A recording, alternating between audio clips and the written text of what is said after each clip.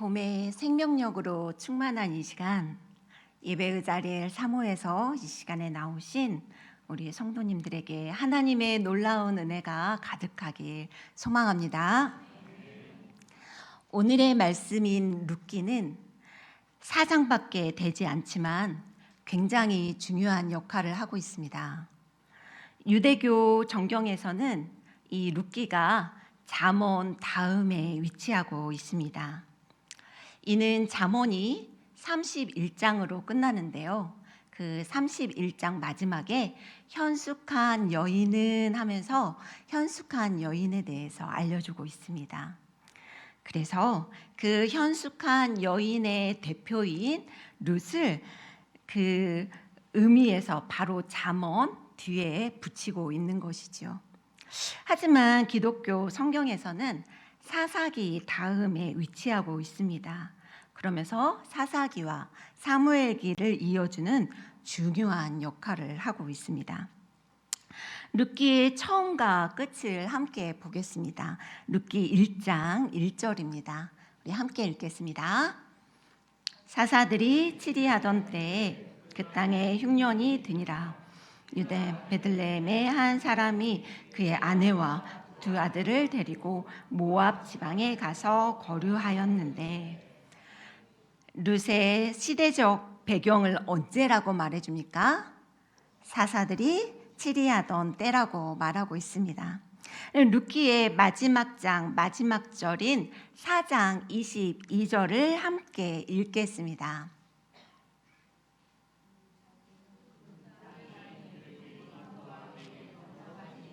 문제가 발생했습니다. 네, 4장 22절을 제가 고쳤는데 제가 오타가 난 것 같습니다. 네, 이런 일이 발생하고 말았네요. 4장 22절은 제가 읽겠습니다. 오벳은 이새를 낳고 이새는 다윗을 낳았더라. 네. 룻의 마지막은 다윗으로 끝나고 있습니다. 이 다윗이 누구입니까? 이스라엘 역사상 가장 위대한 인물로 평가받는 왕입니다. 그래서 룻기는 사사 시대에서부터 왕정기의 시대를 이끄는 다윗 왕을 연결하는 굉장히 중요한 매개체일 뿐만 아니라 다윗의 자손으로 오시는 예수 그리스도의 계보를 잇고 있습니다. 이것으로 보아도 룻은 단지 현숙한 여인의 대표 정도가 아니라 구속사적으로 예수님의 족보에 실리는 중요한 인물임을 알 수 있습니다. 앞에서 보았듯이 룻기의 시대적 배경은 사사들이 치리하는 시기입니다. 사사기의 패턴을 잘 알고 계시지요. 이스라엘 백성들이 하나님 앞에 범죄합니다. 하나님은 이방 나라들을 도구 삼아 그들을 심판하십니다. 그 심판 속에서 죄를 깨달은 이스라엘 백성들은 하나님 살려주세요, 불쌍히 여겨주세요, 하나님 앞에 회개합니다. 그러면 구원의 하나님은 사사들을 통해 이스라엘을 구원해 주시고 평안으로 다스리십니다. 이렇게 반복되는 사이클 속에서 사사기 16장까지 12명의 사사들을 마지막으로 이제 사사기 17장에서 21장까지는 사사가 없는 무사사 시대로 들어갑니다. 그 시대는 말할 수 없는 혼돈의 시대입니다. 그야말로 도덕적 타락의 시대요, 살인과 폭력이 난무하는 시대입니다. 납치, 강간, 토막살인, 입에 담을 수 없는 일들이 벌어집니다. 민족과 민족이 싸우고요. 그래서 베냐민 지파는 사라질 위기에 처합니다. 정의와 긍휼이 사라진 시대이지요. 하나님의 자비를 베푸는 사람들이 없습니다. 각기 자기 소견에 옳은 대로 행하는 죄악의 시대였습니다. 이런 시대 속에서 희망이 움트는데요. 바로 룻을 통해서입니다. 이런 중요한 인물인 룻이 그런데 어디가 문제가 많아 보입니다. 바로 그녀가 모압 출신이기 때문입니다. 엘리멜렉 가문은 베들레헴에 살다가 그 땅에 흉년이 들자 고향을 떠나 그의 아내 나오미와 두 아들을 데리고 모압 지방에 가서 거류하게 됩니다.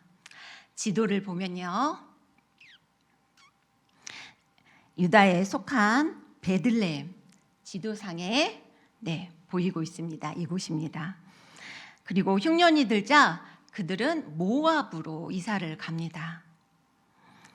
모압은 아르논 강을 경계로 르우벤 지파와 맞닿는 곳에 있습니다. 아마도 흉년이 들어서 그들이 애굽으로 내려가지 않고 모압으로 간 이유는 그나마 르우벤 지파가 가까이에 있고 언제든 자신의 고향 베들레헴으로 돌아오기가 수월했던 생각이었던 것 같습니다. 그래, 떠나자. 그래도 굶어 죽을 수는 없는 노릇 아닌가. 가족을 생각했던 엘리멜렉의 선택은 옳다고 할 수는 없어도 아마 가장으로서 최선의 선택이었을 것입니다.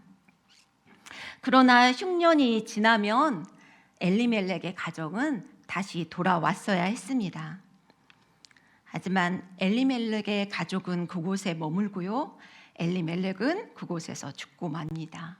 그리고 두 아들은 모압 여인과 결혼하게 됩니다. 왜 이 가족이 돌아왔어야 하는지 아십니까? 이 모압 땅은 이스라엘과는 가까워질래야 가까워질 수 없는 사람들입니다. 하나님께서 이제 가나안에 들어가는 이스라엘 백성들에게 신명기 23장 3절 4절에서 암몬 사람과 모압 사람은 10대뿐 아니라 영원히 여호와의 총회에 들지 못할 것이라고 말씀하십니다. 여호와의 총회란 하나님께 드리는 제사 의식 또는 예배 의식을 말합니다. 바로 이스라엘 백성들이 하나님 앞에 선다는 것이지요.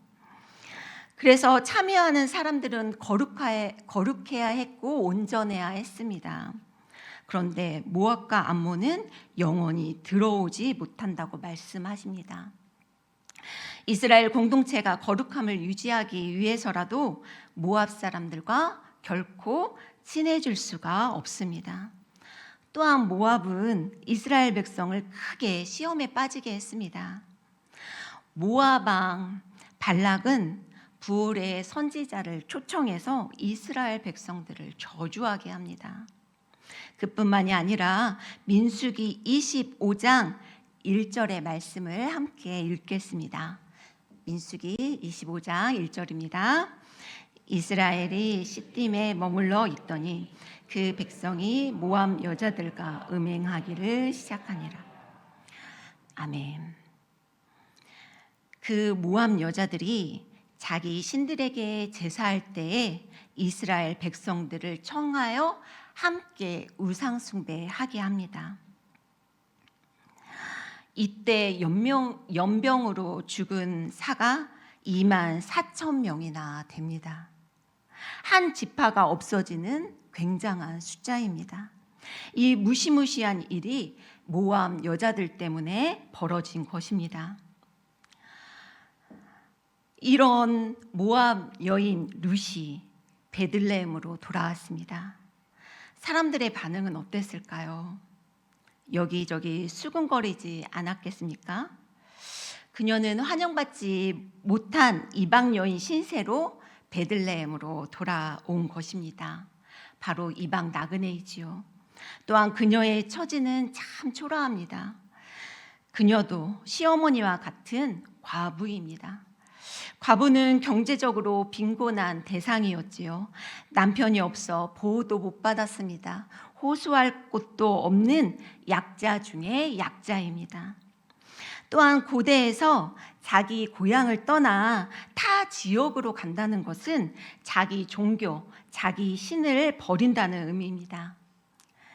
자기의 고향 모압을 떠나 낯선 땅 유대 베들레헴으로 온다는 것은요, 실상 본토나 친척 아버지의 집을 떠나는 것 그 이상으로 그들의 그 신의 축복과 보호를 못 받는다는 것을 의미합니다. 바로 고아나 같지요. 그래서 이스라엘에서 가장 취약한 약자인 고아와 과부와 나그네, 이 모두가 지금 룻의 처지입니다.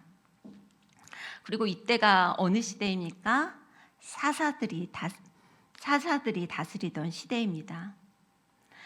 이방인 룻을 향해서 하나님의 자비를 베풀 사람도 없고요, 하나님의 긍휼을 베풀 사람도 없었습니다.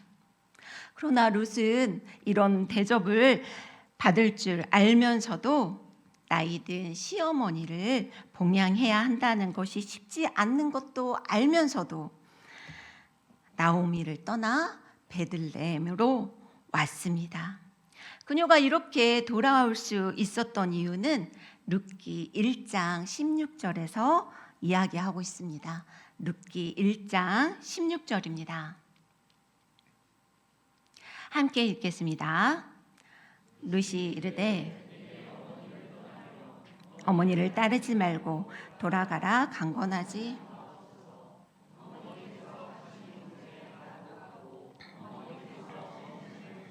나도 머물겠나이다. 어머니의 백성이 나의 백성이 되고 어머니의 하나님이 나의 하나님이 되시리라. 아멘. 어머니의 하나님이 이제 나의 하나님입니다 라고 고백합니다. 진실로 여호와만이 참 하나님이라고 고백한 것이지요. 바로 룻의 신앙 고백입니다. 그래서 그녀가 베들레헴에 간 것은 그냥 단순히 나오미를 향한 효성, 인류애보다 그것을 초월한 신앙에서 비롯된 것이라고 볼 수 있습니다. 하나님은 나의 하나님입니다. 이제 나는 하나님만 쫓겠습니다. 하나님만이 참 신입니다. 이런 대단한 신앙 고백을 했으면 이제 룻의 앞길에 축복의 대로가 펼쳐져야 되는 것 아닙니까? 자기의 이익을 버리고 어머니에게 헌신하며 신앙을 쫓아 아버지의 집을 떠나 베들레헴에서 갔다면 홍해를 가르신 하나님께서 그 놀라운 기적과 이적을 베풀어 주셔야 하지 않습니까? 그런데 그녀는 여전히 남의 밭에서 이삭이나 줍는 심세입니다. 하루하루 근근히 배고픔을 해결해야 했습니다. 미래도 없습니다. 하나님도 참 무심합니다. 이러면 안 되잖아요. 복 주셔야 하잖아요. 하나님만 믿고 갔잖아요. 왜 그런 고통이, 아픔의 눈물을 왜 계속 흘려만 하는지 하나님은 당장 그 답을 주시지는 않습니다. 우리도 이럴 때가 있지요. 하나님만 믿고 결단했는데 길이 보이지 않는 상황들, 계속해서 기도해도 응답되지 않는 제목들, 다른 사람들에게는 응답도 빨리 해주시는데 나는 얼마나 더 기다려야 하는지 가슴을 찔 때도 많습니다. 그래도 룻은 이삭을 주우러 나갑니다. 룻의 어머니에 대한 헌신과 사랑, 하나님에 대한 신앙 고백이 있어도 그의 삶은 눈꽃만큼도 나아지는 게 없었습니다. 어쩜 그것은 전혀 이상한 일이 아닙니다. 오히려 하나님의 자녀가 된 그 놀라운 일에 비하면 이 땅에서 처량한 신세일지라도 그 보리밭 사이에서 하나님을 찬양할 일이었습니다.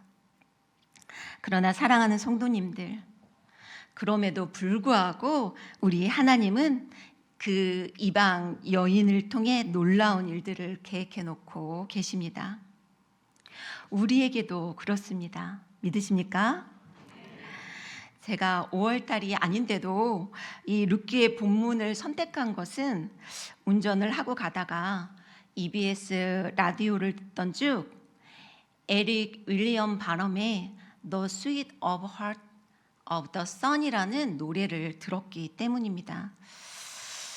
말씀을 준비하면서 어느 본문을 정할까가 저에게는 가장 큰 고민이었는데요.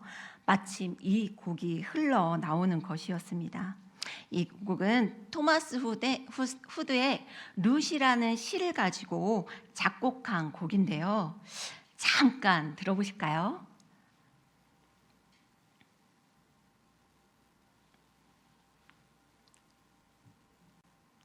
네, 제가 불러보고 싶네요. 네, 네.